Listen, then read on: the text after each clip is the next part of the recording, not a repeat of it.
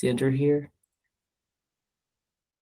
Good afternoon, everybody. I'm Andrew Baum. I've been in the industry for about 42 years, and I've also taught for Cape Education, most of the continuing education in the state of Maryland and some of the other states that are joining to here, with a concentration on life and health insurance.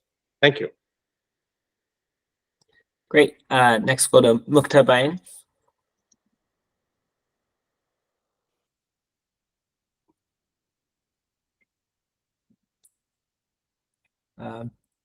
Okay, we'll keep moving down. Marquetta Carey, do you want to introduce yourself? I don't think she's been able to join. Okay, sure. I'll keep Matthew Celentano. Hey everybody, Matt Celentano. For Celentano. this meeting's purposes, I am the Executive Director of the League of Life and Health Insurers of Maryland, your state's trade association for the life and health carriers, and I'm thrilled to be with all of you. Thank you. Thanks. Benjamin Fulgencio Turner, and please do correct my pronunciation. I'm sorry, I'm reading through this list, and I'm sure I'm getting some names wrong. And I don't think Batman's on either. Okay. Is Emily Hodson on? Good afternoon. I'm Emily. I am a certified navigator with the Maryland Health Benefit Exchange through Healthcare Access Maryland, and through a partnering entity of Chase Brexton. I work for Chase Brexton as a social work supervisor for our county locations. Great. Thanks. Diana Lynn Shu. Hi all, my name is Diana and I'm a senior policy analyst at the Maryland Hospital Association with background. I have been working with MHBE since I started about 5 years ago at MHA. So have been on SAC I think for 2 or 3 years, 2 years, 2 years. So welcome to our new members. Great. And Sophie Keene. Hi everyone, my name's Sophie Keene. I'm an insurance broker at Keene Insurance Associates, located on the Eastern Shore. This is my 3rd year on the MHBE committee. I've been in the industry for about 10 years and I deal with the Maryland's Health Connection on a daily basis, enrolling individuals. Thanks. Thanks, Sophie. Catherine Johannesson.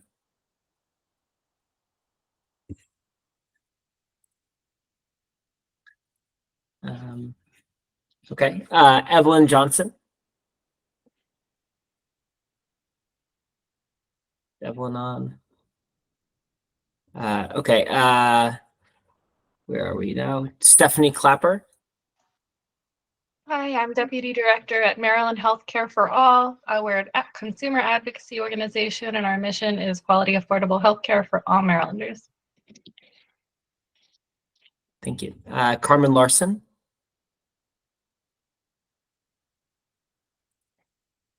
I saw Carmen. Yeah.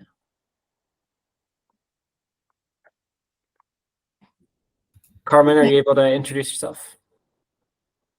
Wait a minute. Yeah, okay, I'm sorry, I was on mute. I just was going on and you didn't hear me, so sorry. So this is Carmen Larson. I'm the president of the Hispanic Chamber of Commerce from Montgomery County. I have been working with the Hispanic, mostly small business community for the last 20 years. I've been working in the healthcare IT sector for the last 35 years. And I'm the founder of medical ethics in healthcare called Bioethics, a group called Bioethics. I worked with the Maryland Health Benefits Exchange early years. So, and I've been here on the advisory committee for, I think this is my 2nd year. Thank you and welcome all the new members. Thanks, Carmen. Scott London. Hi, everybody. I'm Scott London. I am the owner of London Eligibility and London Disability. I am an attorney. I'm also a certified application counselor. Also have my health insurance license, but my expertise lies in consumer Medicaid eligibility on the community side and long-term care side, as well as Social Security disability and SSI. Mark, we have an amazing group. I have learned so much, and I'm thankful for the opportunity to provide feedback. This is really a worthwhile group doing a lot of good for our community. So thanks to everybody. Thanks, Scott. I agree. Yeah, I'm excited for all the new members as well to join. Allison Mangiaracino. Yes, hi, good afternoon, everyone. My name is Allison Mangiaracino, and I'm the Exchange Policy and Operations Manager for Kaiser Permanente. In my role, I manage our relationship with the Maryland Exchange and also represent Kaiser and various work groups. And I also manage our relationship with other state-based exchanges, including those in Colorado, DC, and Virginia. Thank you. Thanks, Allison. James Mullen. Is James on?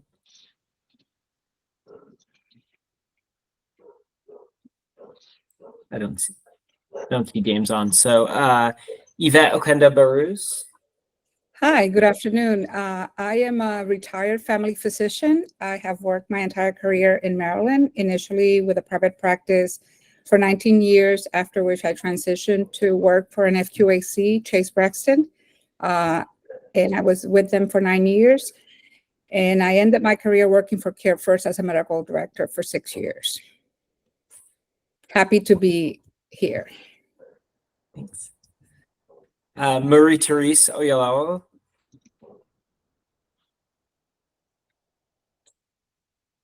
I don't see Marie-Therese. Zach Peters. Good afternoon, folks. Zach Peters. I lead state government affairs for CVS Health, Aetna, for today's conversation. It's good to be with you. I think I worked with a number of you during my time at the Maryland Insurance Administration and in this role too. So great to be with you. Thanks. Thanks, Zach. Erin Phillips. Hi, I'm Erin Phillips. I'm an assistant professor at the University of Maryland School of Public Health in the Department of Health Policy and Management. My research is mostly around issues of access to care and engagement and care for people with alcohol and substance use disorders, but I'm thrilled to be joining this group for another year. Thanks, Erin. Mark Romaninski. Hi, good afternoon, everyone. My name is Mark Romaninski. I'm Senior Director with SEEDCO. SEEDCO is a national nonprofit organization. We focus primarily on benefit access for families and workforce development programs. Here in Maryland, we work with the exchange with 2 grants for the Upper Eastern Shore and Southern Connector Entity grants. We're also a lead SNAP grantee with the Maryland Department of Human Resources. And I've been overseeing the Connector Entity grants for SEEDCO here since inception when we started in 2013. So I've been here in this role for quite a while, and I'm happy to be on the committee. Thanks, Mark. Brooke Souders. Hi, my name is Brooke Souders. I work at United Healthcare, or within the Maryland Exchange plans filed under the Optimum Choice legal entity, and I lead our individual and family plans regulatory teams that are responsible for the plan management certification work and supporting the relationship with the Maryland Health Exchange. And I am really excited to be on this committee. Thanks, Brooke. Douglas Spots. Hi, Doug Spots. I'm a family physician, and I've served in a number of physician, executive, and clinical roles. I joined this group when during my tenure as Vice President Chief Health Officer at Meritus for approximately 6 years. I continue to serve as an adjunct faculty member of the family medicine residency there. My full-time job now is associate professor in the MHA programs and also in the College of Medicine at Penn State, just across the border. So, Patricia Swanson. Good afternoon. Tricia Swanson here on behalf of Care First. I am the Director of Government Affairs for Care First, and I've been with Care First a little over 3 years. I'm looking forward to the discussion today. Thanks, Tricia. Joanne Volk. Hi, I'm Joanne Volk. I'm a research professor at the Center on Health Insurance Reforms, where a team of private insurance experts that are housed in the McCourt School of Public Policy at Georgetown University. And I've been here since just after the ACA was enacted. We've been tracking legal and policy decisions in the states as they implement the law. I also have been doing some work on the mental health parity law and telehealth. Thanks, Joanne. Rick Weldon. Good afternoon. Hey, Rick, do you want to say a little bit about your background? I apologize for being late. My name is Rick Weldon. I'm the president and CEO of the Frederick County Chamber of Commerce, and expanding access to affordable health care in the great state of Maryland has been a 20-year obsession of mine, including 8 years in the Maryland General Assembly. Great. And Mark, I think Catherine joined since we started. Oh, great. Yeah, I was going to say anyone who's joined who hasn't gotten a chance to introduce themselves. Catherine Johannesson, do you want to introduce yourself? Hi, everybody. I'm Kathy Johannesson. I am Chief of Staff at MedChi, the Maryland State Medical Society. Been here for 22 years, and I'm happy to be part of this group, serving as a voice for physician advocacy, and happy to meet our new folks. Thanks, Catherine. Is there anyone else, Johanna, that you saw? No one else that I saw. Okay. If you're here and you're feeling unintroduced, feel free to speak up now. Otherwise, we can keep moving on. Great. Well, before we get to the rest of the agenda, as I mentioned, today we'll be voting on a co-chair to serve. And Diana Shu has been nominated for the open co-chair position. So I'd like to give Diana a few minutes to introduce herself and her interest in serving as co-chair. So Diana, you want to say a little bit about yourself? Yep. Thank you so much, Mark. So hi for anyone who signed on after I gave my introduction. I'm Diana Shu. I am a senior policy analyst at the Maryland Hospital Association. Have been working with MHBE for 5 years at this point, and then a little bit even before that, back in the early days when when the ACA had just passed, but that was in another life when I was in law school. And then Mark and I both share Bloomberg. Bloomberg Love. I received my MPH at Bloomberg in 2015, 2016, and I am very honored to have been nominated. And making sure that we get everyone in Maryland insured in affordable, broad-reaching and comprehensive coverage is just really a passion of mine, even before working with MHBE. So really appreciate the opportunity to be able to work and potentially serve as co-chair for the Standing Advisory Committee. Thanks, Diana. And if there are any other nominations for co-chair, you can feel free to put the names forward at this time. And you can put yourself forward as well. And you can nominate yourself as well. Yes.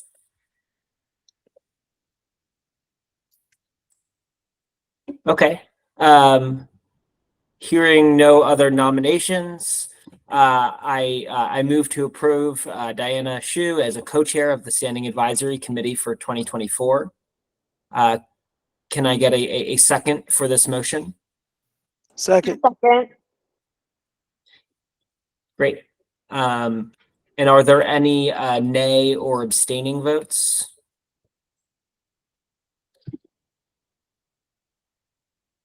Great. And just for the virtual meetings, anyone who doesn't voice a nay or abstaining vote are considered yay votes to this motion. So hearing no nays and no opposition, this is a unanimous vote to approve Diana as co-chair of the SAC. So congrats, Diana. Thank you. Thank you all. Very, very excited. Awesome. Well, we can keep moving along. this is going very efficiently. So next we'll move on to the executive update with Johanna. Thank you, Mark. And normally Michelle Eberly, our executive director, would provide this, but she had a conflict and was not able to join us today. So I'll step into her shoes temporarily. And I think you all know me from as prior members or new members. We've had the chance to meet, but I'm the director of policy and plan management at the exchange, and happy to just give you some quick updates since we last met, which I think was last November. So since then, we've had a really wonderfully successful open enrollment period. So normally from November 1st to January 15th, we open enrollment and anyone can enroll in coverage and private coverage through the exchange. Medicaid enrollment is open year round. Of course, outside of that open enrollment period, to enroll in a private plan, you have to have a life event like moving, birth, marriage. So this most recent open enrollment that closed January 15th, we ended with almost 214,000 individuals enrolled, which is an all-time high for the exchange. That's up 17% from 182,000 a year ago, so great growth. Our renewals were up 7% to almost 160,000. So we always like to see those renewal numbers ticking up because it indicates to us that people are satisfied with their coverage. But we also saw a tremendous growth in new enrollments, up 64% from the prior year to about 56,000 new enrollees, which I think we can attribute to many things. In part, the resumption of redeterminations of Medicaid eligibility certainly contributed to that during COVID. Folks were not terminated from Medicaid, even if they would normally have lost eligibility. So that natural pipeline of folks moving from Medicaid into private plans as their life circumstances change wasn't happening for several years. So we had an influx of people into that. And then, I think we also just continue to have very affordable coverage compared to other states nationally, with our lowest cost plans within the top 3 to 5 nationally, thanks to our reinsurance program. And furthermore, we have our state young adult subsidy program that's lowering cost for this year, folks between the ages of 18 to 37. And we saw enrollments growth in both our subsidized population, with that group growing 18% up to 165,000 individuals. We also saw growth of 14% in our unsubsidized enrollment, with that enrollment up to about 50,000. So that's that growth in unsubsidized enrollment continues to indicate to us that our coverage is, hopefully relatively affordable, and our enrollment platform is usable. And so there is appeal for folks to enroll on exchange, even if they're not getting financial assistance to do so, and could alternatively enroll in the plan outside of the exchange. We saw a big jump in our young adult enrollment, which is exciting. That's a group that we have been targeting year after year with our marketing campaigns, and now with the young adult subsidy that started in 2022. This year we have over 50,000 young adults receiving that additional state-funded young adult subsidy. It lowers their premiums by about $450 a year on average, so not insignificant. And we saw a growth in our young adults of 41% compared to the prior year when we look at just 18 to 34-year-olds. So really, those young adults are really pushing our overall enrollment trends, and getting young adults insured ticks a lot of boxes for us. One, they're the most likely to be uninsured and are particularly price sensitive, we know. So getting them enrolled is just good for them and their health and their financial security. It's also good for the market because they tend to be lower cost and healthier. And so they bring down average costs for everyone. So really happy with the success of our young adult enrollment. So those are just some highlights from open enrollment, and we continue to see strong enrollment in the exchange. as the months have continued in 2024. So very pleased with that. We also saw the close of the state legislative session last month, so a few updates on that front. So I'll just run through 3 bills that we were tracking that had impacts on the exchange to update you on those. The first is House Bill 23, Senate Bill 228, which requires all private plans offered through the exchange to include pediatric dental benefits. Currently, all plans do include pediatric dental benefits, so it's really no change to the status quo for us. But prior to this bill, carriers were permitted to exclude coverage of pediatric dental as long as individuals had the option to buy a separate dental plan that would cover pediatric dental. So they will continue to have the option to buy separate dental plans, which carry their own benefits. But this will just sort of ensure a level playing field going forward as, in the future, if we have new carriers join the exchange, it'll be clear that they're all offering similar benefit packages, all covering that child dental benefit. So we're happy to see that pass. And then 2 other bills. One was a technical change to our young adult subsidy program. That was House Bill 953 and Senate Bill 701. That bill alleviated a slight funding crunch that we were otherwise expecting to experience this year due to the phenomenal growth in our young adult enrollment that I mentioned earlier. So in the first 2 years of our young adult program, 2022 and 2023, we underspent the funding available. We're authorized to spend up to $20 million per year on subsidies. We were underspending that by about $6 to $7 million per year in those first 2 years. This year, we're anticipating spending somewhere in the range of perhaps 24 million, so a little bit over that 20 million authorization. This bill that passed allows us to roll forward that unspent funding from the prior years to be used in future years of the program, so that funding can cover that several $1 million gap that we would otherwise have faced this year. So that was great, and we're very happy not to be in a situation where we have to contemplate reducing enrollment or reducing benefits to folks mid-year. So happy to see that pass. And then the last bill I'll mention is House Bill 728, Senate Bill 705, which is the Access to Care Act, as it's better known.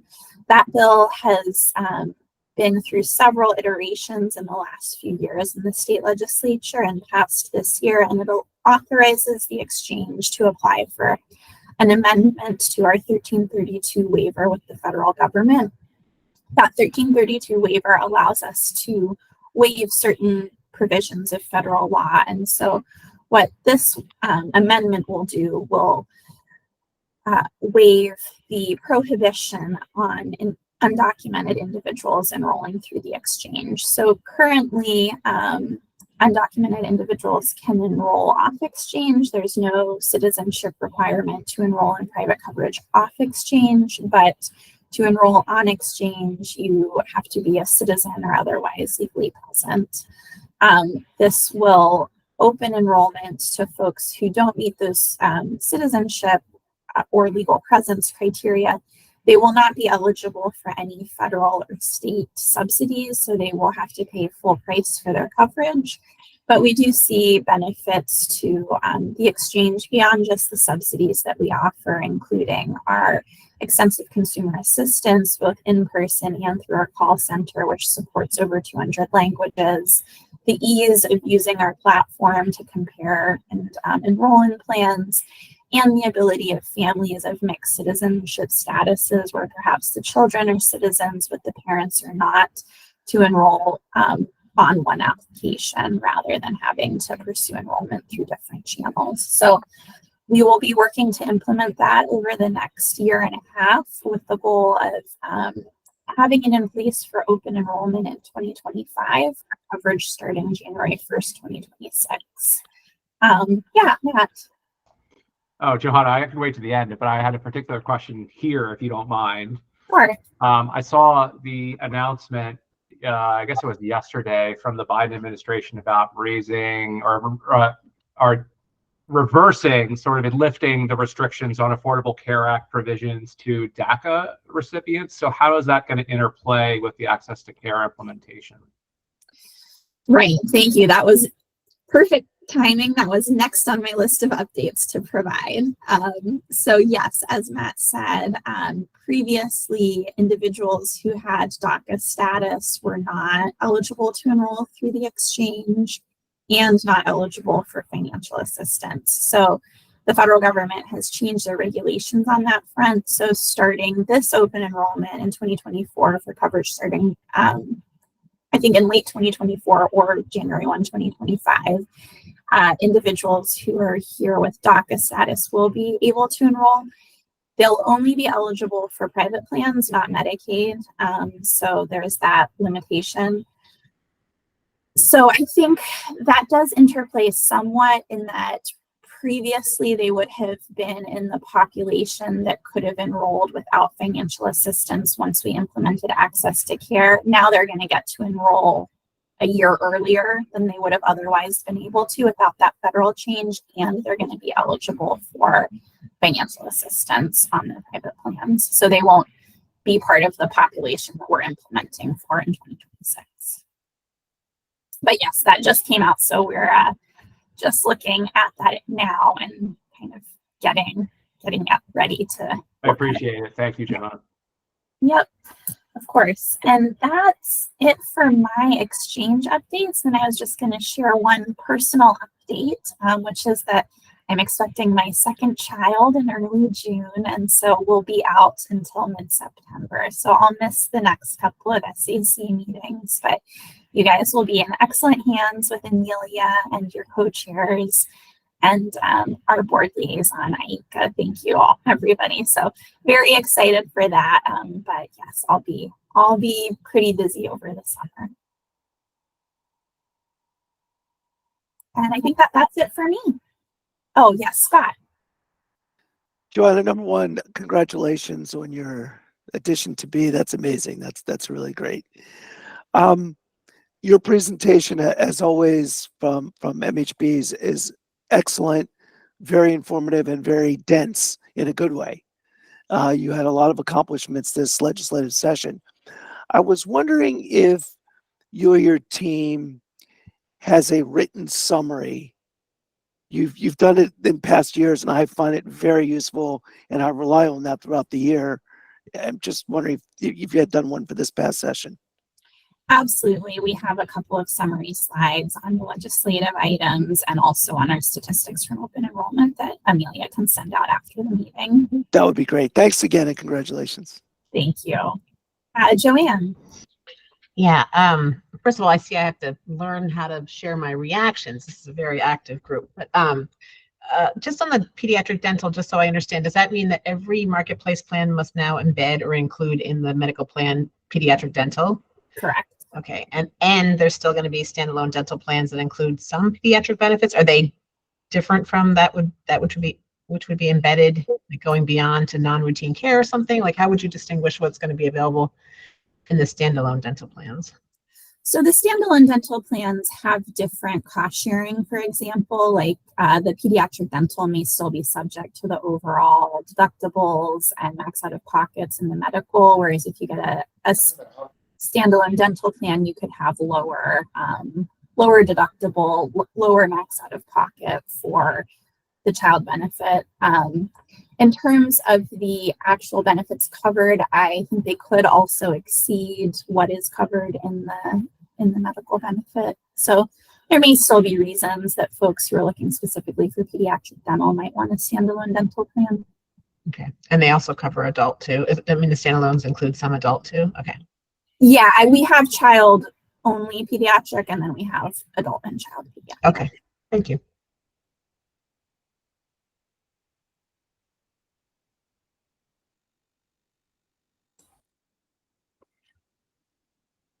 Are there any other questions on the executive update? Well, I'll share congratulations on the personal success and upcoming new family member, and also on the success of MHBE. I think it's really seems like it's been a really great year. So it's exciting. Okay, so next, touching on a lot of the points we just discussed, we'll get a final update on the end of the Medicaid unwinding from Nancy Brown, who's at the MDH Office of Innovation, Research and Development, as well as Meredith Lawler, both of which are at MDH Office of Innovation, Research and Development. Nancy is the Division Chief of Evaluation, Research and Data Analytics, and Meredith is a Special Assistant to the Director. So I'll hand it over to you. Thanks. Great. Thank you so much. Good afternoon, everyone. My name is Nancy Brown, and I'm here to talk with you today about give our final update on our Medicaid unwinding. If we go to the next slide, that would be great. Thank you. So I'm sure you all know that we suspended disenrollments during the maintenance of effort requirements during the public health emergency and began a sort of our unwinding period, which was resuming normal operations starting in April of last year. April 30th of this year marked the end of our unwinding period, and we had to do a lot of redetermination work. We started off with about 1.4 million people in February of 2020, and then up to almost 1.8 million people as of April 3rd, 2023. Next slide. So just overall, giving you some of the brief highlights. So we resumed our new normal operations as of May 1st, 2024. And some of this data is of March, and I now have some of the April data. So more than 1.5 million people have had their renewal, have gone through their renewal after the pause. But still nearly 70% of our participants have had their coverage renewed. Fewer than 8% were found ineligible for Medicaid. For example, they had a high income. And then those procedural disenrollments, which CMS has been really interested in, it was a little less than 16%. And looking at some of the data we have about churn, we've been looking at it, and about 30% of those people who've lost coverage for any reason have come back within 120 days. And compared to some of the national data from the Kaiser Family Foundation, we're within the top 10 states for percentage of people who are renewed and retaining their Medicaid coverage. Next slide. And with that, I will turn it over to Meredith to talk about the check-in campaign. Thanks, Nancy. So we've talked about this campaign often. We've been here before to talk about the campaign, but as a final wrap up, we had started planning for Medicaid unwinding and the communications campaign back in June of 2022. So those initial conversations included our Department of Health, the Maryland Health Benefit Exchange, the vendor that our managed care organizations chose to use, GKV, and the Department of Human Services. So we all came together really early on, almost a full year before we could actually start unwinding, to talk about how we were going to get the word out. We also partnered with a lot of our other state agencies, such as the Maryland Department of Education, MHBE, the Department of Labor, and CRISP, who is our state health information exchange, among others. Overall, we held over 50 stakeholder meetings and presentations. Most of these were public meetings, but we had a lot of one-offs throughout the past year as well. Our MCOs reached out to over 290 community partners. I think that is probably low because they would give us lists of everyone who they were reaching out to, and it was always changing. So I think that it probably reached even more people. And GKV and our MCOs partnered with multiple grassroots organizations. So this included Fabric Health, who was trying to get the word out to our participants in laundromats. So when they were there doing their typical weekly laundry, Pool and Associates, who had a relationship with the Latin American community and had a large presence on like Spanish radio and things like that, as well as Live Chair, who was spreading the campaign in barbershops and hair salons and things like that. We translated materials into 13 different languages that are all available on our website. And overall, we submitted 7 JCRs, or Joint Chairman's Reports, to the General Assembly, which laid out our communications campaign. It told everyone about the updates that were being made, the data that we were submitting to the Centers for Medicare and Medicaid Services, and just updates on our unwinding situation in general. Next slide, please. So I'm hoping that you've seen this logo throughout the past year or so, but we want to thank everyone for your partnership. We couldn't have done this without the Maryland Health Benefit Exchange, and they're bringing everything to the table, as well as all of our providers and other stakeholders, to try to get this message out to make sure people could keep their coverage or transition to marketplace coverage. If you have any questions, we are happy to take them, but that is just a quick wrap up.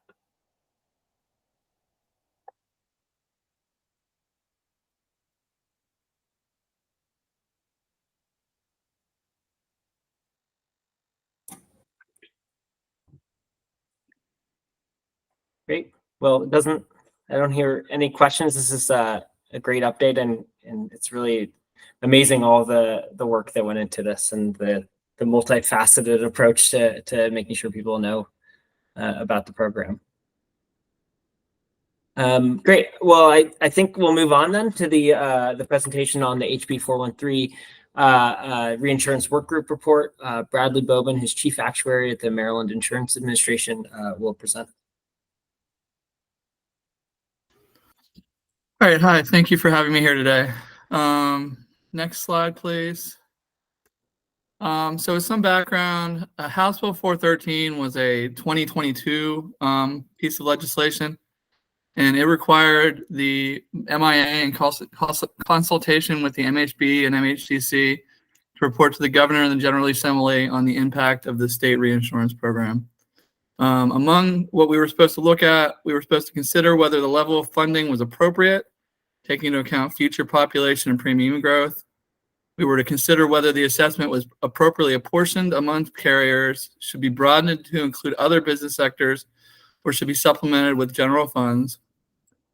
We were to consider what market reforms were needed to bring affordable coverage in the individual market, including the continuation of the state reinsurance program, providing state-based premium subsidies, and/or expanding eligibility for Medicaid.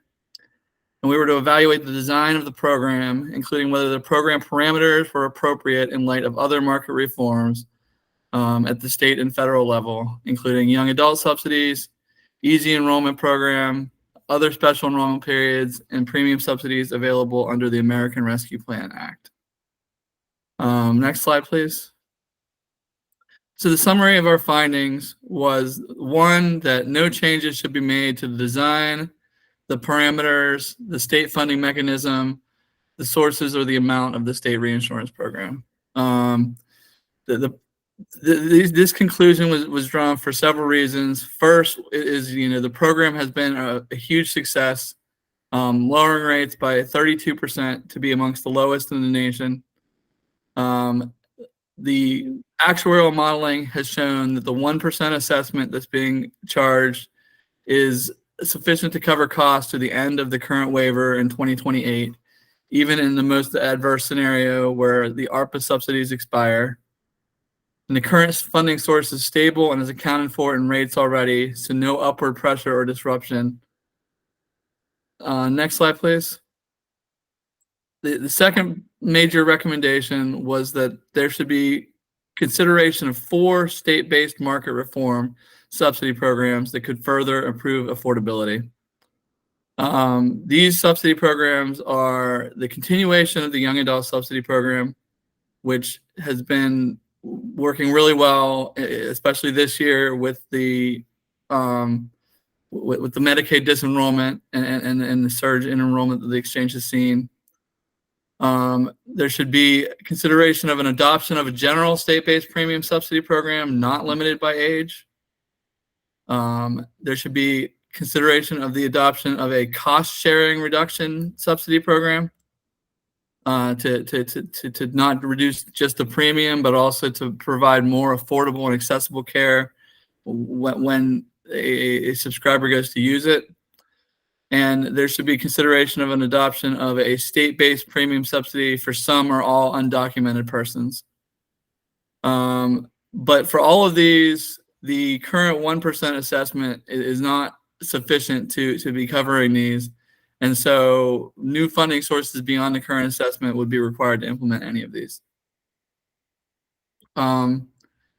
So the first thing we did was compare the Maryland state reinsurance program with other states. There are 16 states running a reinsurance program. 15 states have a claim-based program like Maryland. A claims-based program means that the program pays nothing until the member's annual claims reaches an attachment point. Maryland's attachment point has been $20,000 historically. It's going to be $21,000 for 25 and go up $1,000 a year from there. Then the state pays a co-insurance percent between the attachment point and a cap. And so the cap for our program is $250,000 and our co-insurance percent is 80%. So the state pays 80% of all claims between $20,000 and $250,000 for high cost claimants. And then after the $250,000 mark, the carriers start paying 100% of claims again. One state, Alaska, has a conditions-based reinsurance program, which pays 100% of all claims for members with one of 37 listed conditions. So instead of looking at how much claims somebody has in a year, they just look at whether they have a certain diagnosis, and then they'll pay all claims from the first dollar. Next slide, please. So this is a comparison of attachment points. The state labels are a little hard to read, but Maryland is in red, and you can see we're on the far left. We have the lowest attachment point in the country. Georgia's using the same attachment point as us, but we have a $20,000 attachment point. This shows 2022 attachment points. Like I said, for 2025, we're raising that to 21,000. But attachment points for other states go all the way up to $100,000. So North Dakota doesn't start paying until $100,000 of claims are reached. On average, across all states, the average attachment point is a little over $50,000. The table on the upper left of this chart has the percentage of members expected to reach the claims level for each attachment point shown here. And so for $20,000, we've got 6.9% of members reaching that $20,000 mark. That's grown a lot since the reinsurance program started. The year one, it was 3.5%. So the percentage of people hitting this attachment point has basically doubled over the first 6 years of the program. And that's part of the reason why we're starting to raise the attachment point going forward by $1,000 a year to keep pace with medical inflation. That's what's driving more and more people to hit the attachment point. But at the high end, with the $100,000 attachment point, you only have about 1% of members hitting the attachment point. Next slide, please. So this shows the comparison of the caps for the program. So Maryland has an average level cap of $250,000. Some states, Oregon and North Dakota, have caps all the way up at $1 million. But they also have higher attachment points. So their program structured very differently than ours. North Dakota starts paying at $100,000 and pays their co-insurance between $100,000 and $1 million. And we are between $20,000 and $250,000. Next slide, please. So this shows the co-insurance percent. What percent of claims the state covers. We are at 80%.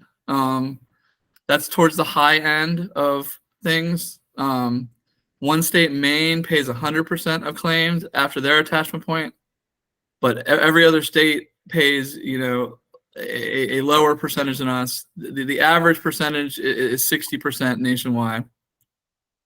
So combining all these things together, on the next slide shows the comparison of the per member reinsurance cost by state. So Maryland is paying on average $179 per member. And that's across the whole entire individual market. It's not $179 per reinsured person. This is $179 per member per month for the entire individual market. But you can see that compared to all the other claims-based reinsurance programs, we are significantly higher. The average is, a little over $80. And so we are about twice as big as the average program. And, it's the interaction of the three parameters that determines this metric here. And you can also see Alaska is significantly higher than even us. They're up in their own league there. But then on the next slide, here are the pass-throughs paid by the federal government. And so what we found was that there's a high correlation between reinsurance size and pass-through size. So the bigger your program is, the more pass-throughs you get. And so that is an offsetting thing. So the pass-throughs are helping to pay for, a significant portion of our reinsurance claims. It's not paying for everything in 2022, but it's offsetting, more than 75% of our reinsurance claims. And so, Brad, for those who are unfamiliar, maybe just give like a real quick explanation of what pass-throughs are. Sure. Yeah. So pass-throughs are funds generated by saving the federal government money with our reinsurance waiver. And so the way we save the federal government money is by lowering the advanced premium tax credits. So premium tax credits are based on the cost of the unsubsidized second lowest cost silver plan. And so because the state is running a reinsurance program and is pulling a large portion of claims out of the market, we're lowering that cost of the second lowest cost silver plan. And so the federal government is passing through those savings to us. And so that's the mechanism behind the savings. Next slide, please. And so this just shows the premium impact of the reinsurance program. So you can see before the reinsurance program, we had double-digit increases that were accelerating. And then when reinsurance started, we had 3 years in a row of double-digit decreases. And since then, we have had increases that have been in trend level or lower. And so all in, the 2024 premiums in the right column are still almost 22% lower than they were in 2018. And so, that's 6 years of medical inflation, and we are 22% lower than the premiums were before the program started. And as both Johanna and I have mentioned, that this brings our premiums amongst the lowest in the nation. According to the Kaiser Family Foundation, we have the absolute lowest bronze plan and the absolute lowest gold premiums in the entire country, and we're the third lowest silver premiums. So this is the results of the reinsurance program, and we were originally trying to target a 30% reduction, and you can see that in 2021, after that third year, we exceeded our target and got premiums down 31.4% in aggregate. So the waiver has been succeeded in every way possible. And next slide, please. So in comparing the funding mechanisms, we found that 2 states are funding via general premium tax. 2 states are funding via the individual mandate penalty. 4 states are funding via general funds, and then the majority of states are funding via a health insurer assessment parallel to Maryland's. And this table here shows where the assessment level is for the other states that are, funding via an assessment. So Maryland is towards the bottom of the list as far as that 1% goes. Not all of these are perfectly comparable. Like the New Hampshire one is 0.6% of the previous year's second lowest cost silver plan. It's not 0.6% of the actual premium being assessed. But in general, we found, that the Maryland assessment was, of a reasonable magnitude.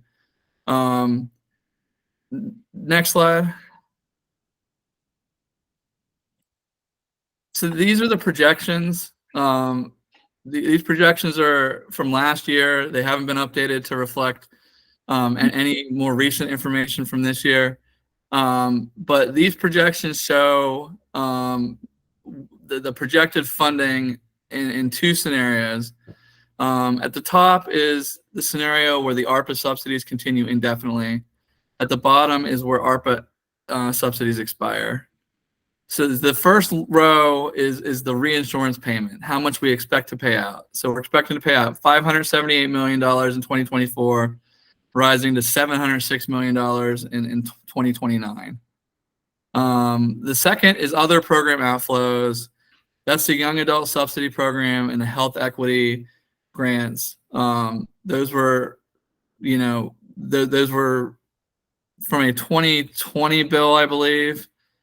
But those are going to only come out of the funds the next 2 years. But then as far as funding goes, we have two sources of funding. We have our state assessment, which is projected to bring in $140 million in 2024, rising to $166 million by 2029. And then we have the federal pass-throughs. And the pass-throughs are a lot larger than the state assessment and are a significant portion of that reinsurance cost. Johanna, I think it's public that the pass-through for 2024 has come in meaningfully higher than this. It's actually coming at around $526 million. So this will be updated to reflect that we have received almost $50 million more in pass-through funding in 2024 than expected. But just going through these numbers, this showed that there was going to be a funding, a net funding available of $487 million in 2024, raising to $757 million. So under the scenario where ARPA continues indefinitely, the 1% is more than sufficient to cover the state's portion, and each year that funding balance is going to increase a little bit.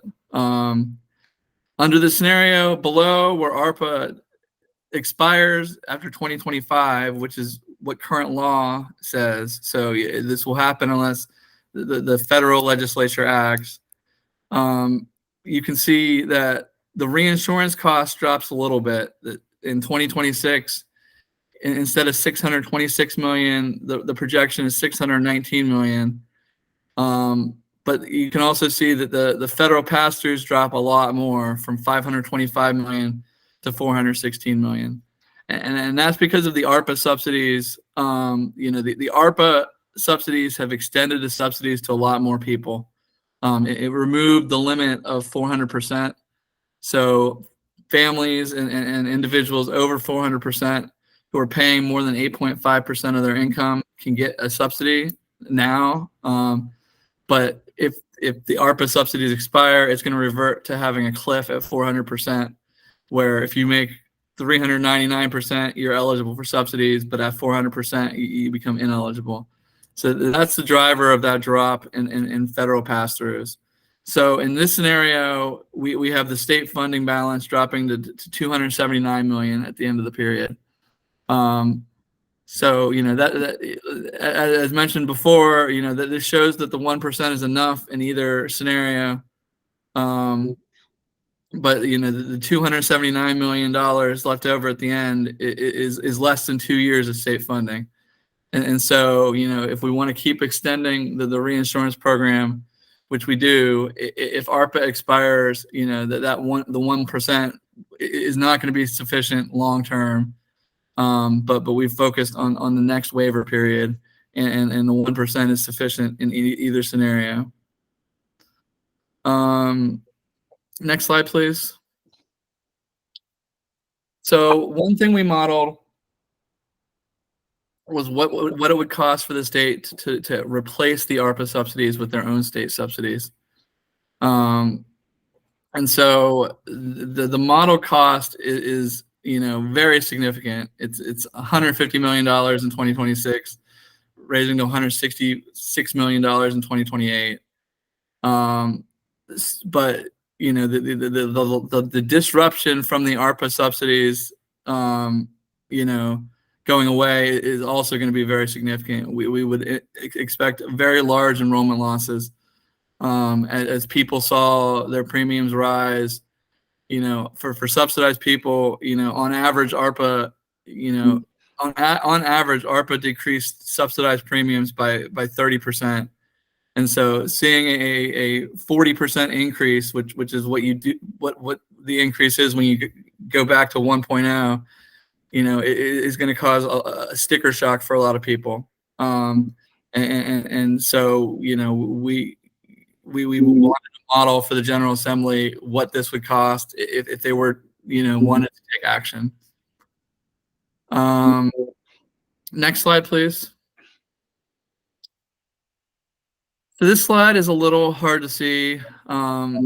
This is uninsured data by cohort, where we looked at this when we were trying to decide, what additional initiatives beyond the state reinsurance program are needed. So the reinsurance program mainly helps those who are over 400% FPL, who are ineligible for APTC. If you're eligible for APTC, then the reinsurance program isn't really helping you, because your subsidized premium is based on the percentage formula that the federal government has. And any savings that our reinsurance program has is generating pass-throughs for the people that get subsidies. So it's the people over 400% that are really, getting the benefit of the reinsurance program. And the uninsured rate for those over 400% is at 2.2%. Let me just jump in here to say that when you're referencing percentages, that's percent of the federal poverty level, and so that's a estimate of, or that's a calculation based on your income and your household size. So I just wanted to throw that in. Yeah, thank you. And I see Mark has a question as well. Did you want to? Yeah, I think you alluded to it a bit, but is there a concern or do you see this at all in evidence of maybe like an unintended consequence of the reinsurance is that it can lower the subsidy for the subsidized population and potentially raise the post-subsidy premium for some at the lowest level relative to the federal poverty level? So we did look at that. I mean, there is a marginal reduction in subsidy, but in general, the subsidy moves with the second lowest cost silver plan. Right. And so, they're moving in lockstep. So if we lower the lowest cost silver plan by 30%, the subsidy is lower by 30%, and the net premium after subsidy stays the same because both have gone down by 30%. Does that make sense? But they might use that subsidy to purchase not that silver plan, right? And so they might find they may be able to purchase a $0 plan if they choose a lower cost plan. So maybe like the lowest priced option actually becomes slightly higher priced with the subsidy in the context of a 30% reduction in the lowest cost silver plan. Yeah, I mean, to the extent that not all plans come down by the exact same, you're correct, and not every plan came down by 30%. Some plans came down by 28%. Some plans came down by 32%, and so there is, there was a some plans where subsidy levels went up, where people saw a plan increase. but that happened back in 2019. You know, that was something we were dealing with. You know, we did have some complaints about, you know, we were advertising that all the premiums are going to go down, but then some people did see their post-subsidy rate go up because you know, their plan only came down 28% or whatever, while all the other plans went down further. In general, though, I don't think it's a large concern. I mean, I think, you know, right now, you know, in general, the subsidies are stable. That you know, once we saw the big drop, and now that things are raising by trend, subsidy levels are stable from year to year. And so it was a, you know, kind of one-time impact in 2019. But that's a good question. Great, thank you. So yeah, the poverty levels here are percentages of the federal poverty level, and as Johanna says, you know, it's based on your household size and the federal standard for that size household. But what we saw when we looked at the uninsured data was that, you know, one of the most striking things was the very bottom, you know, the citizenship status, where people that are U.S. citizens who are eligible for buying on the exchange, who are eligible for, you know, the state young adult subsidy, the reinsurance program, for, you know, all the federal and state reforms, you know, the uninsured rate is 4% for U.S. citizens. But then for non-citizens, you know, we've got an uninsured rate of 32%. You know, that's 8 times higher. So that shows that there's a pretty big gap there, and so that, you know, led to our exploration and recommendation, you know, regarding the undocumented subsidy. Other things that we notice on here, though, is that, you know, there is a, you know, yes, do I have another question? Yeah. Hi, Brad. This is Diana. Just a quick question. So about the not a U.S. citizen. So since, I guess, do you have any data on how many of those individuals are at certain levels of the federal poverty guidelines, or was that beyond the scope of what you all were looking at?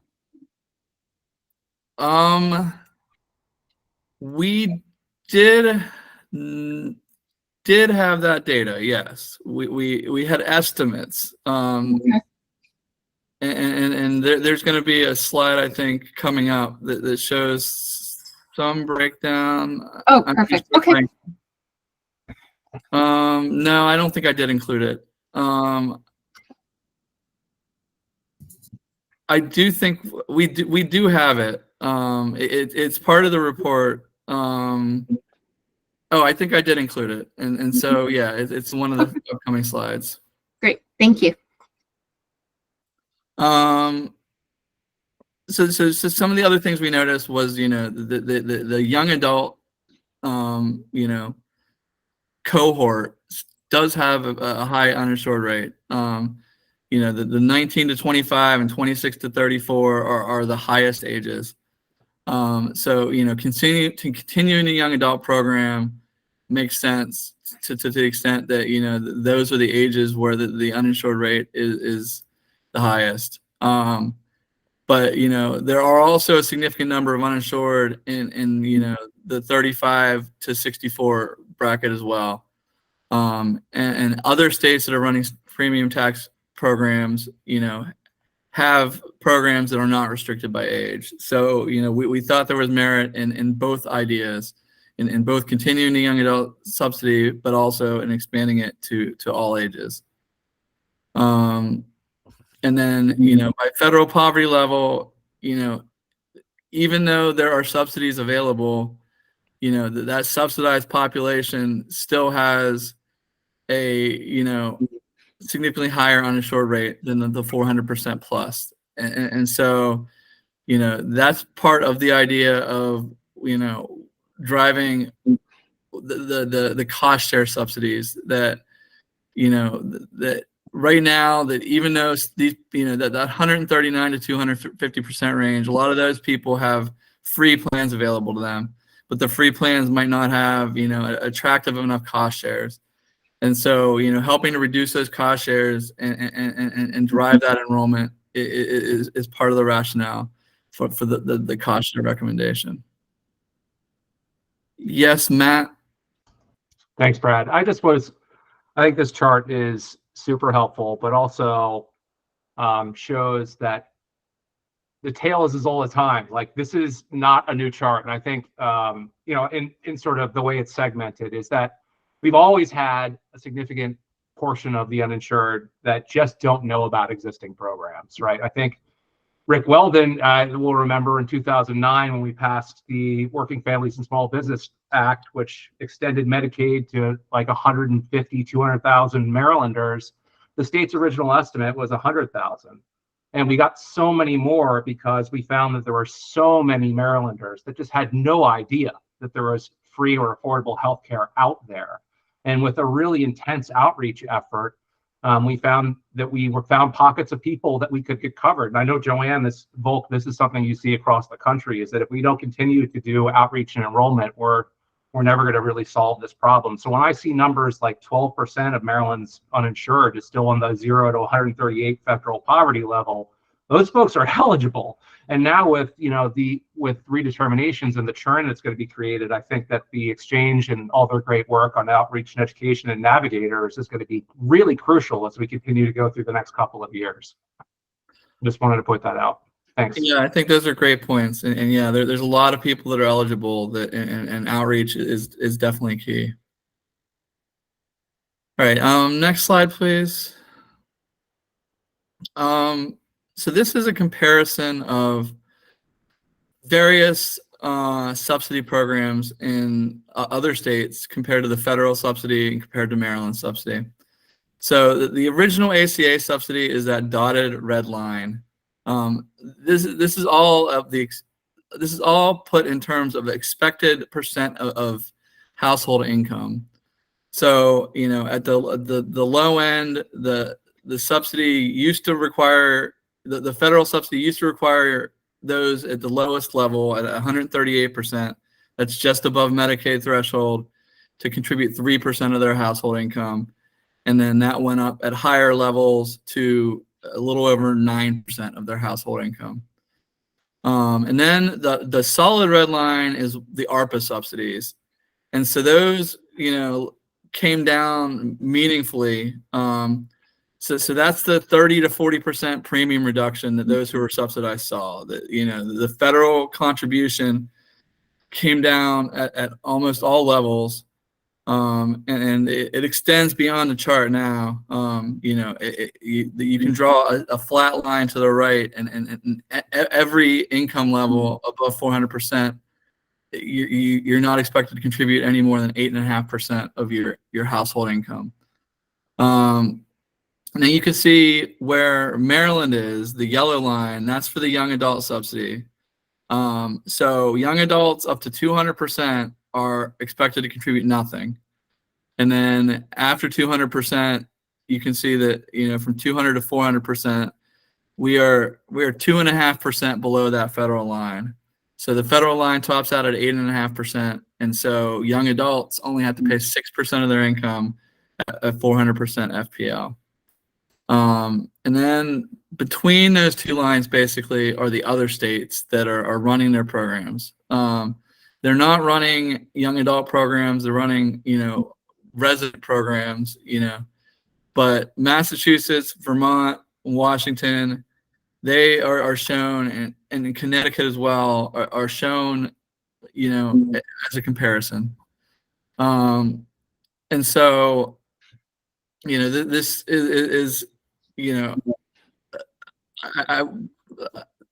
I'll leave it at that. So next slide, please. I would just add, actually, California also has premium subsidies that they've put on hold now while ARPA is in effect, and they're spending the money instead to eliminate deductibles for marketplace plans. So if ARPA goes away, those state tax credits might come back into place. That's a good point.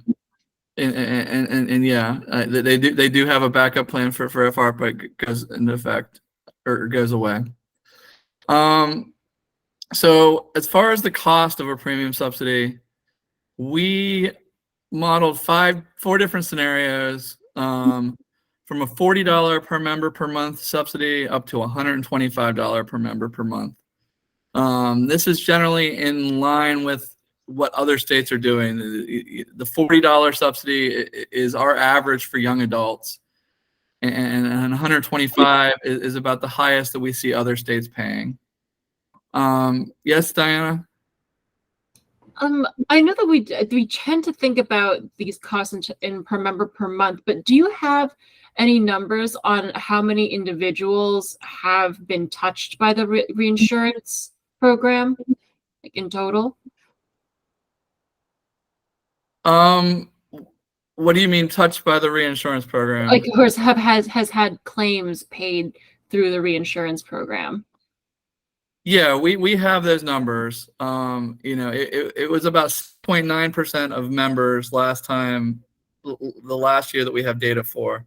Okay. But we could translate that into a membership. But yeah, we get detailed claims files, and we do know how many people are getting reinsurance dollars. And just to be clear, they don't get the reinsurance dollars. Right. The carriers are getting the reinsurance dollars. But yeah, I don't have it in this report, but we do have that information. Okay, yeah, that's just Sure, that'd be great. It's just a matter of curiosity in terms of scope, I think. Sure. So what we modeled for state premium subsidies, the top shows three sets of numbers. It shows the cost for giving existing enrollees that premium subsidy. It shows the new enrollee cost, which is negative, and then it shows the total cost.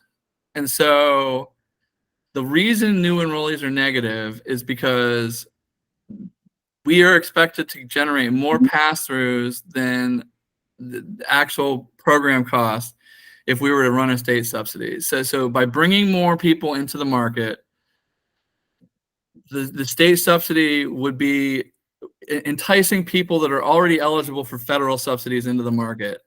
And more people that are eligible for federal subsidies means more pass-throughs. And so that's the dynamic that's going on. And so, the estimated enrollment impact is shown in the bottom left. If we offer $40 per member per month subsidy across all ages, we would expect there to be about 9,900 new members, / reduction in lapsed members.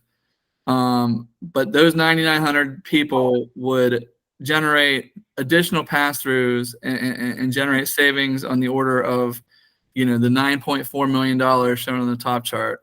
And so the net cost to provide the subsidies would be about $46 million. And so, the net cost goes from $46 million for the lowest subsidy level up to $147 million for the $125 PMPM. So under that assumption, we assume $125 a month would entice 23,000 people into the market versus the 9,900 in the $40 scenario. And so the bottom right shows the pass-through assumptions. But in general, this is the range of costs that you can provide in an all ages subsidy for. Any questions about that? All right, next slide, please. So this exhibit shows part of the reason why a cost share subsidy is needed. And so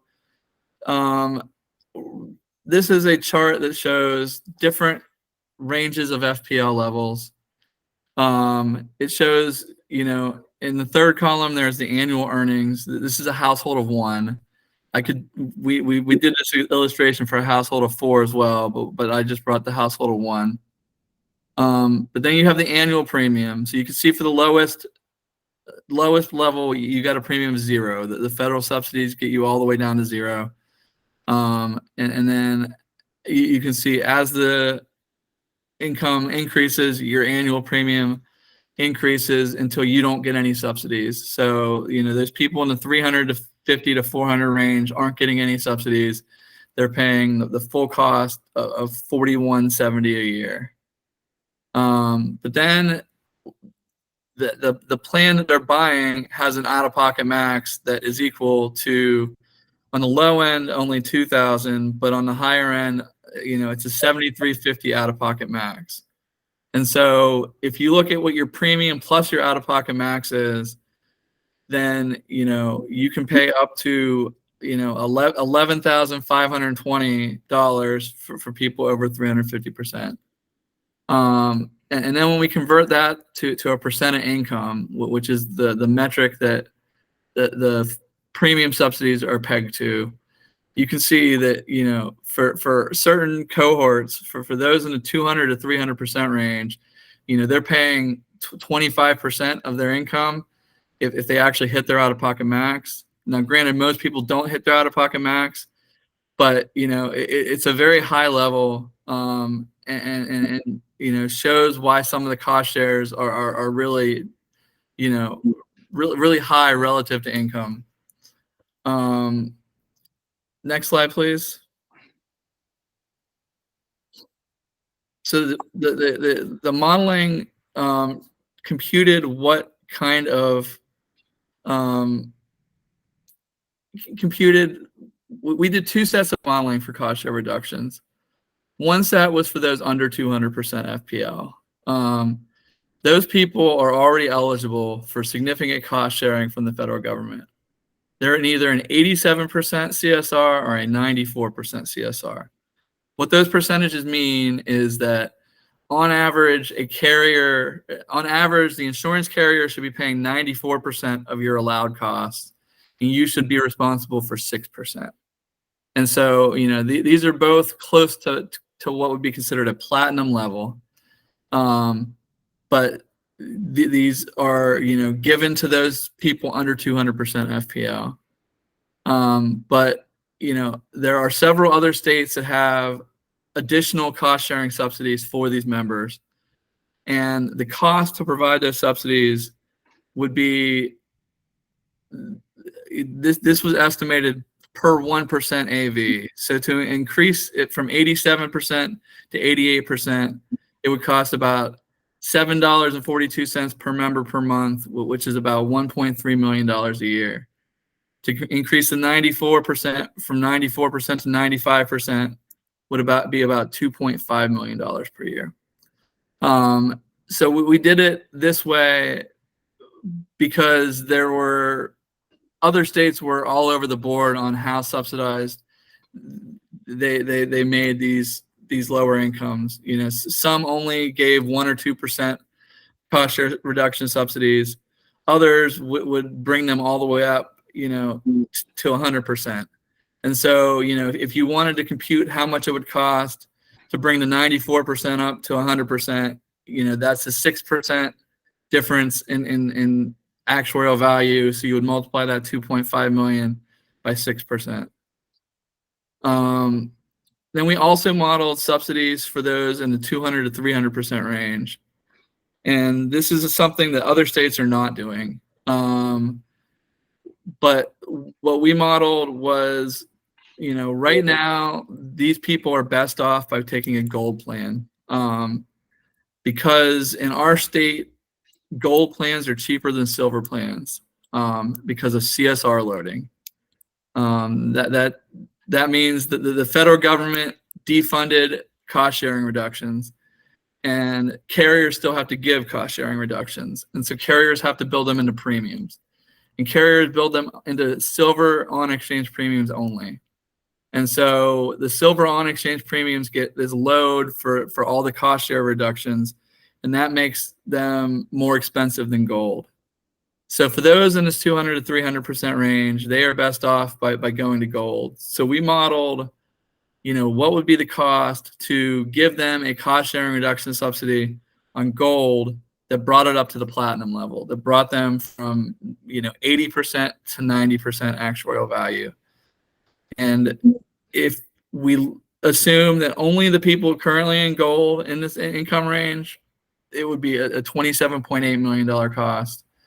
But then if we assumed 100% of people in this income range migrated to gold, it would be $46 million. In reality, it would probably be somewhere in between. The cost share reduction subsidies would entice some portion of these people to migrate to gold, but some portion would stay where they are in either silver or bronze. All right, next slide, please.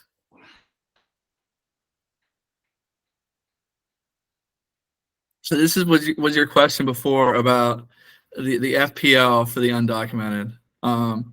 So this is the estimated number of uninsured undocumented residents by FPL and by age. So you can see, a large portion are below 133, which would be the Medicaid eligible population. But there are also a significant number, in the 133% plus range, which is what we model for the subsidy costs. I don't have subtotals on this chart, unfortunately. But this is the breakdown by age and FPL. What year was this for? This was for 2021, I believe. Yeah, it would have been either 21 or 22. Yeah, I think it was the same year as the SHADE Act data, right?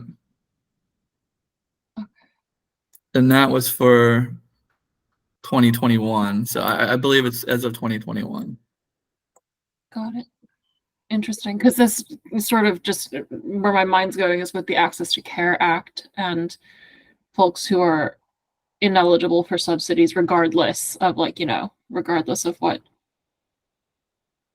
I guess just folks who are going to be ineligible for subsidies, regardless of whether the Access to Care Act was, enacted or not.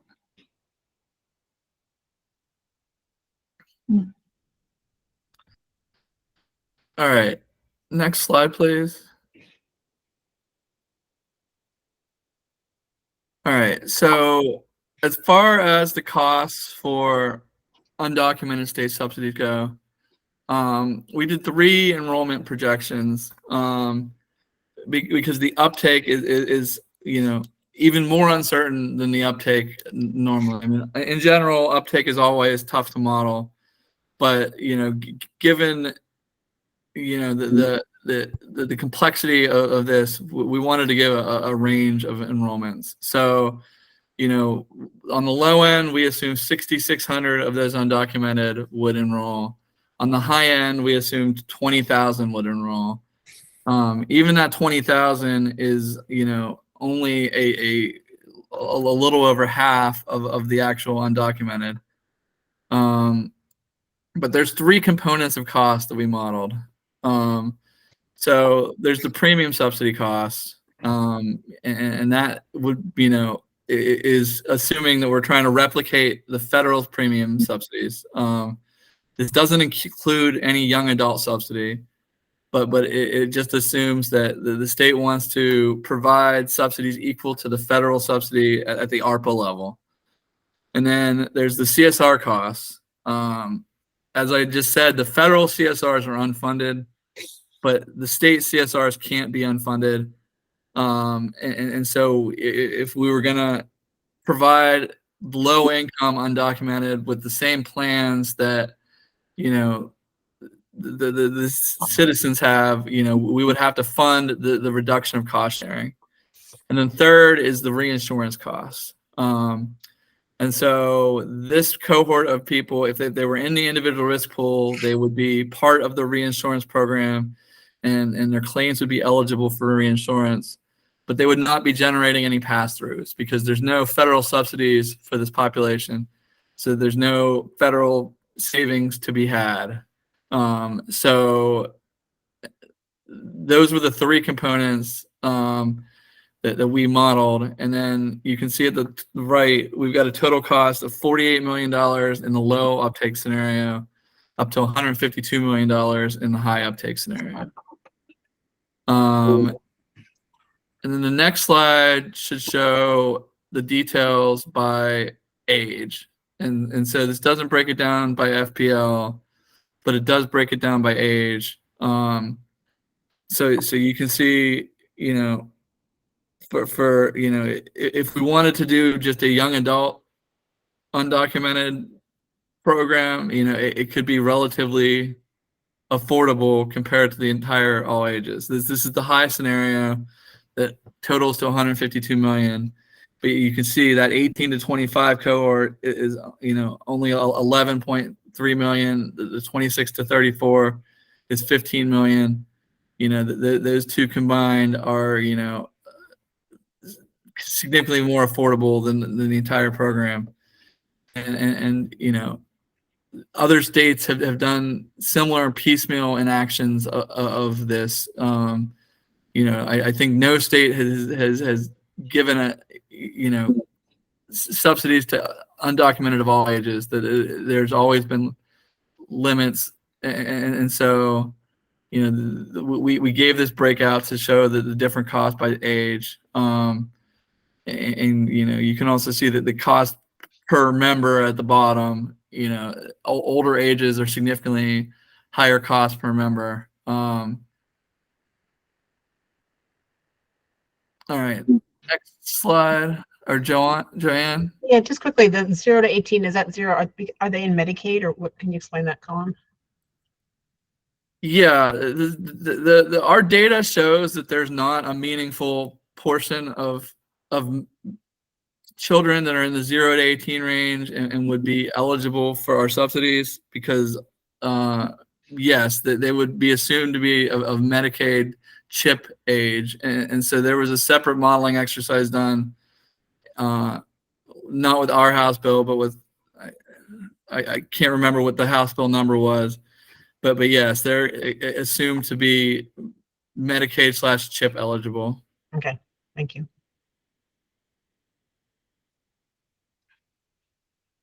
All right. So the final thing we modeled was the impact of expanding Medicaid to 200%. And this is for all.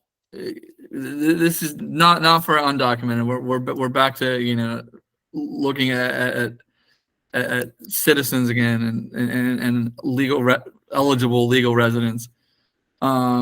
But you know, the impacts of expanding the Medicaid to 200% were threefold, basically.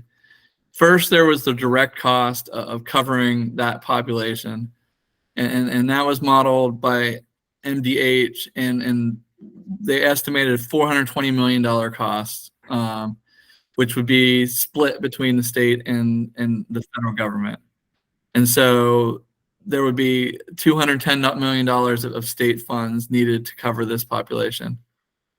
Yes, Diana?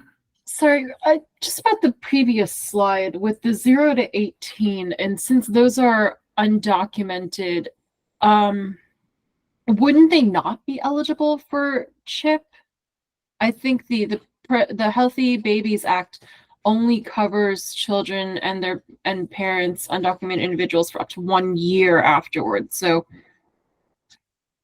what's Yeah, they're not eligible for CHIP, but we modeled things we were trying to model giving parallel subsidies to undocumented as documented people got. And right now, there are not subsidies for children in our marketplace because the CHIP threshold goes up to 313% or something. So you know, those children are not getting APTCs and are not in the individual market. They're split out and being put in CHIP. And so it was a, you know, it was a modeling choice. And I mean, I think, you know, but yeah, I mean, you're right. They're not actually eligible for CHIP. They're not actually in CHIP. They are uninsured. But for our modeling exercise, we were just trying to replicate APTCs the way it's done for residents. And I will add, I think it's Bradley mentioned in that report that MHBE worked on with MDH pursuant to Senate Bill 806. We included, that's sort of the sister report to this modeling. So that included the costs that it would take to cover undocumented individuals who are income eligible for CHIP and Medicaid, but for their citizenship status. So those costs can be found in that report. This report covered the kind of if they were in a QHP portion of costs. Got it. Thanks for that clarification, Joanna. All right. So there's the direct cost of covering the population, which is estimated to be $210 million a year for the state.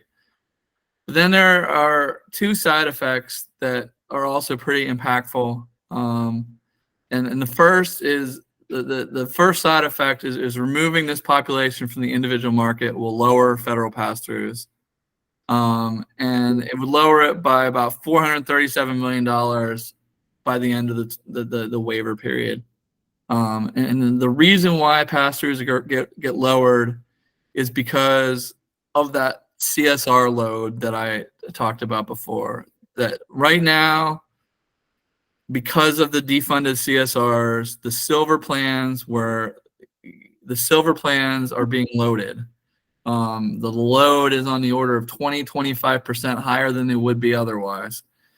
And it's to pay for all of the people in this income range, in this 133 to 200%, who are getting cost sharing reduction plans. And so if you remove them from the commercial market and move them to Medicaid, then the CSR load is going to go down significantly.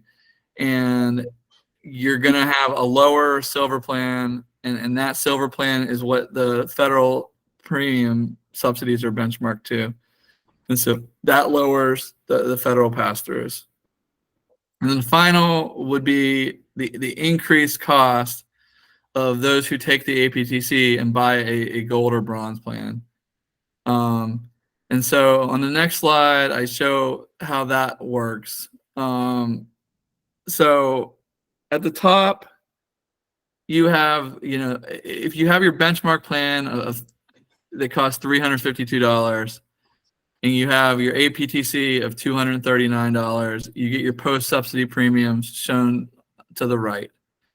And so for the benchmark plan, the plan is Optimum Choice, which is the benchmark plan for 2024. The two comparison plans are two of the most popular plans in the marketplace, Blue Choice Bronze and Blue Choice Gold. So right now, a lot of people are making this decision and taking the subsidy that they get for calculated off the benchmark plan and either buying a very cheap bronze plan for $26 or buying a affordable gold plan for $138. But if 200% and if those under 200% were removed, then that benchmark plan premium is going to fall significantly because of the CSR load. There would be, virtually no more CSR load, and instead of being priced at $352, it would be priced at $287. And so that would lower APTC to $174. It would have no impact on how much the benchmark plan costs because, the things shift, the premium subsidy shifts along with the silver benchmark plan. But because the bronze and the gold plans aren't impacted because they don't have CSR loads, that would make them a lot more expensive. So instead of a $26 bronze plan, you'd have a $92 bronze plan, which is 249% higher. And instead of a $138 gold plan, you'd have a $203 gold plan. So needless to say, fewer consumers would probably make the choice to buy into either of those plans if this were to happen. And so, this is the dynamic of how the CSR load helps those who go to bronze and gold. And in general, it's allowed a lot of people to buy up into gold. The percentage of membership in gold has increased drastically since the federal government defunded the CSRs back in 2018. And so, this is a side effect of the federal action. But if we were to remove this population from the commercial market, it would have this impact. So that's the last slide I had. So I went through a lot of different disparate modeling exercises. Are there any other questions? Yes, Allison. Thanks, Bradley. Really appreciate the modeling of the different subsidy designs, particularly the PMPM. I'm wondering if, in thinking about contingencies for 2026, if there's any potential future modeling to look at what the expected enrollment losses are in 2026 from the removal of enhanced APTC, and how the different subsidies could shore up some of those losses. So how does the young adult subsidy compare to a $40 PMPM or a $75 PMPM? And in other words, how many people do we lose from the removal of enhanced subsidies, and how many might we save by an additional smaller state subsidy? Yeah, I mean, I think that's definitely modeling worth doing. I can say, it's difficult to compare, but it's not impossible to. And so, yeah, I mean, I would certainly be interested in modeling that in the future. And I think to add to that, just through our standard reinsurance projections where we model impact to the reinsurance program costs and enrollment if the subsidies are continued or not continued, we'll get that. What's the impact of if the federal enhanced subsidies aren't continued? But we wouldn't necessarily have that second piece you're mentioning, Allison, of what would different options be to do some level of state subsidy to offset, and what would the impact be?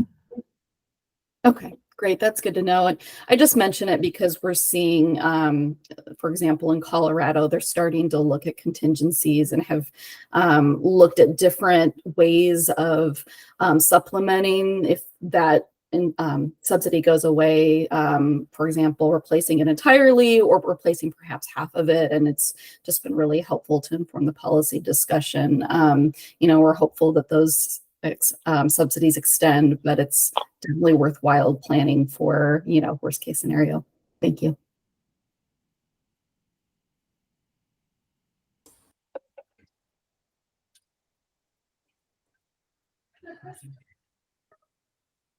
Great. Well, thanks so much, Bradley. This was a great presentation with a lot of interesting information.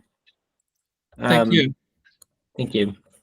So let's end with getting MHBE work group updates from Becca Lane and Amelia Marcus, who are both at MHBE. Thanks. Thanks, Mark. I'll kick it off by talking about the value plan work group that we'll have going this summer. So some of you may recall back in 2022, we held an affordability work group where we first started talking about standardizing the value plans. So the value plans, for anyone who is new, are kind of specially plans that we have special requirements around, and issuers are required to offer a value plan at each of the bronze, silver, and gold medal levels. And value plans, in order to be a value plan, they have to have certain benefit design. Prior to affordability work group, there were some kind of loose requirements around the value plans, deductibles being under a certain dollar amount, cost sharing being under a certain amount for certain services. But the affordability work group helped us standardize the value plans, which means the value plans now have standardized cost sharing, so the same cost sharing for each plan medal level, so that we can kind of better serve consumers and really focus on what the value plans are designed to do, which is focus on affordability and availability of pre-deductible services, pre-deductible. So just geared around making sure people have access to the care that they need. So these plans, we just put extra effort into designing them with those things in mind. So in 2022, we also designed some cost sharing with health equity in mind. And that was, this is kind of like the work group train. So the work group prior to the affordability group was the health equity group, which recommended that we look into this as having reduced cost sharing for high disparity conditions.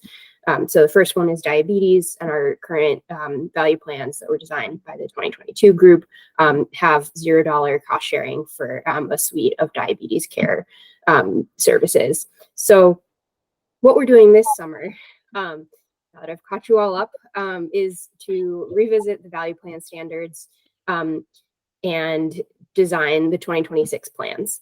So this is going to involve looking at that matrix of standardized cost sharing, but also having some discussions around the cost sharing for health equity and looking at how the plans have been performing and considering maybe whether we'd like to add other high disparity conditions to reduce the cost sharing for. Maybe we don't want to do that. There's trade-offs, always, as we know, in terms of plan generosity and plan costs, because we want to make sure these are accessible plans to people. So anyway, we're going to have a lot of interesting conversations in this group. We've recruited a diverse set of stakeholders. And on the next slide, I'll talk about kind of the timeline we're on. So the recruitment window just closed. So we have most of our stakeholders signed up already, but if you happen to know someone who is a clinician, we would welcome another clinician in the group. So, but other than that, the recruitment window is closed. We plan to start meeting in June, meeting about 7 times, presenting some proposed designs to the SAC and to the board in the fall. And then in December, the federal government releases their kind of measure of plan generosity, and we will need to make sure that the plans that this group designs are in compliance with that. So we'll reconvene later in the fall and winter to talk about that, and then finalize the plans in January. So there will be probably, you'll hear more, even if you're not in the work group, in the fall about these proposed designs. So that, I think that's all for the value plans, unless someone has any questions.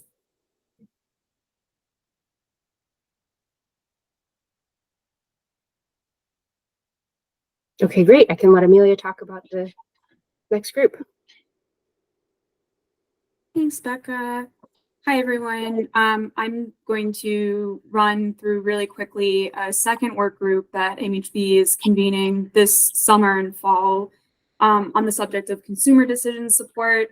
We had presented on this proposed work group at a prior SAC meeting last year, so I'll just give an overview again and provide an update on where this work group stands. And to provide a little bit of context, we've at MHBE done a lot of work in the last couple of years to improve the consumer plan shopping experience. In particular, our marketing team every few years does a lot of targeted consumer user testing during open enrollment to identify specific areas for improving the enrollment and renewal process for consumers.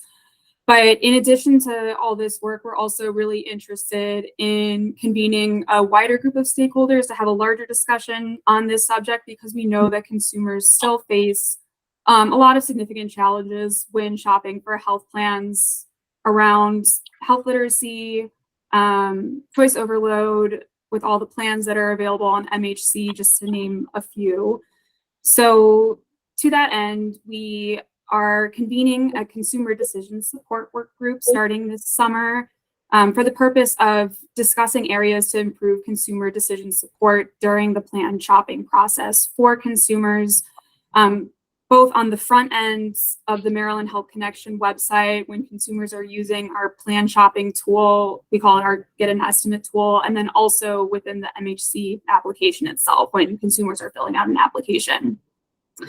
And then ultimately the work group will develop a set of recommendations for more effective decision-making support for consumers when they're choosing health plans in order to help consumers choose a plan that best fits their health and financial conditions. And for the scope of the work group, we just want to clarify that we'll be discussing consumer decision support specific to health insurance plan shopping, and just on the individual market. And then in terms of expected outcomes for the work group, so we've determined 3 main focus areas that we'd like the work group members to discuss and ultimately provide recommendations on. So the first bucket is identifying areas in the plan shopping experience where consumers may benefit from more information or more guidance when they're plan shopping. So for example, maybe developing recommendations for identifying individuals who are determined eligible for those higher value cost sharing reduction plans, and providing nudges to direct them towards those plans when they're plan shopping, just as one example there. Second bucket, we're interested in the work group to discuss how we can improve our plan display as well as our plan comparison page layout on the plan shopping page. So the plan comparison page layout is where consumers can select up to 3 plans to compare side by side. So overall, hopefully the work group could look into and provide recommendations on how we can make these displays and layouts a little more consumer friendly. And then the third area that we're particularly interested in the work group providing recommendations on is a discussion of how MHC can ultimately provide tailored plan recommendations to consumers.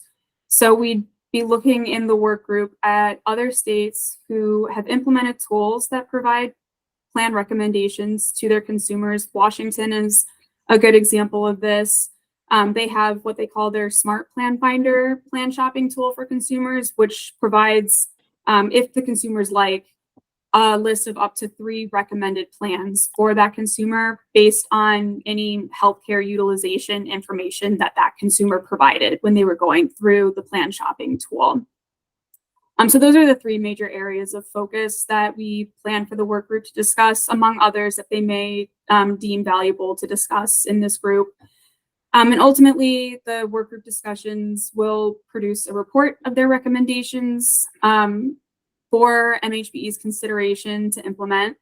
And we want to be clear too that any recommendations that we would consider implementing would not be implemented until next open enrollment at the earliest. So not this year, but next 2025-2026 open enrollment season. And then just the logistics in terms of timeline and stakeholder membership for the enrollment. We plan to launch the application and actively recruit in May and June. We are almost on schedule. We just posted the application and a work group page on our stakeholder website. So we will be sharing that with the SAC and starting to actively recruit shortly, essentially after this meeting. And then July, October, we plan to convene up to 8 bi-weekly work group meetings, with the last few meetings in October reserved for drafting and finalizing a report on recommendations. So the ultimate goal is we'll have a report that we can share with our MHBE board at their final meeting, their final 2024 meeting in October, as well as with the SAC at our final meeting in November. In terms of membership that we're looking for, it's similar to the value plan. Want to make sure that we recruit diverse representatives from relevant state agencies, the consumer advocates representatives, navigators, other consumer assistance workers, healthcare providers, carrier representatives, brokers, and we're certainly open to other suggestions if anyone has any. And then we'll also have MHBE staff representation on this work group from a couple of our teams. So the policy and plan management team, our marketing consumer assistance, and IT user experience team, to name a few. So that's an overview of the work group. I know we've had a really packed agenda. We do have a couple minutes left. So I think in the time that we have left for the meeting, we would just like to open the floor up for a general SAC discussion on either of these two work groups. So if anyone has any comments on the consumer decision support work group that I just talked about, or the value plan work group that Becca talked about, we'll go ahead and open the floor, and you can raise your hand if you'd like to give any feedback or have a question. And I think Matt is the first. So Matt, take it away. Thanks, Amelia. I think the consumer decision support work group is a great idea, and I think it will help tremendously. But my suggestion, as someone who worked on the consumer side and the industry side, is that I would have, and I think it's great to have diverse representation from all kinds of stakeholders, but I would suggest an outsized representation from the navigator partners and the brokers, because they see the most interaction on the ground. Yeah, that's a great suggestion. We definitely want to have a lot of representation from navigators. We've been thinking through other consumer assistance workers who would have similar, background and understanding of these consumer issues. So yeah, point well taken. And brokers as well. And brokers is absolutely, yeah, brokers as well. I think Joanne had her hand raised first, and then Diana. Yeah, I would just second that. I was gonna recall from I had the pleasure of being on the value plan work group 2 years ago, whatever, and there was a lot of discussion from the navigators and brokers and people about like how the cost sharing sort of also led consumers to understand like what it meant to go up a higher meta level, and it was really cascading. Like it was very intentional. I think a lot of the work, not just on which services to prioritize, but how the cost sharing related from one level to the next. So it made it easier for consumers to understand what it meant to go up to another meta level. So it just feels like there's a nice overlap there. And as you said, Matt, those kinds of navigators and brokers really offered some good insights in that context, I remember. Yeah, thank you, Joanne. And again, we'll send out the information for both these groups. So if you have general recommendations that you want to email us, or anyone in particular you'd like to recommend, please feel free to do so. We'd certainly welcome it. Diana, next. Yeah, it was about the representatives. I was wondering, I know the Horowitz Center is primarily on health literacy, but I presume that there might be some overlap. So I was wondering if you've reached out to them as well, to sort of as you're creating this work plan. Yes, yeah, our thoughts are aligned. They're on our list. We'd definitely like to have someone health literacy focused on the work group. Awesome. Thanks.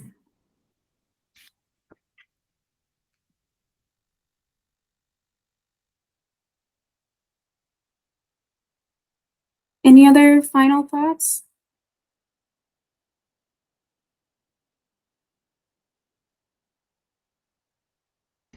Joanne? Yeah, I'll just flag. I know on the value plan stuff and the AV calculator, there are some folks, like I know DC Exchange, folks are thinking about the limits of the AV calculator when you're trying to prioritize equity-based designs and giving more services, lower cost sharing, and how you bump up against the AV range, de minimis ranges and stuff. So anyway, if there's some further work in that area, it might be worth plugging in just to understand if there's some advocacy around making that calculator work better for marketplace efforts to build in these plan designs. That's great to know. Yeah, thank you.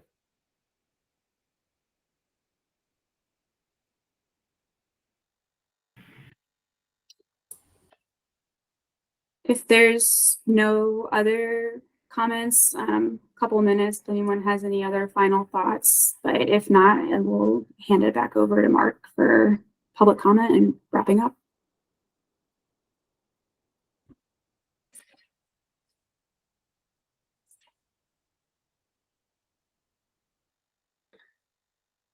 Great. Well, I think we can move on to public comment, see if there's any to be had. Now is the time to raise any public comments. Great. Well, hearing none, I think we might be able to end a couple minutes early. And I do want to say welcome again to all the new members. I'm really excited to work with you all on this, and congrats to Diana for being co-chair. I'm excited to working together. So that's all for me, and thank you, everyone. Thank you all. Thank you. Great meeting. Thank you.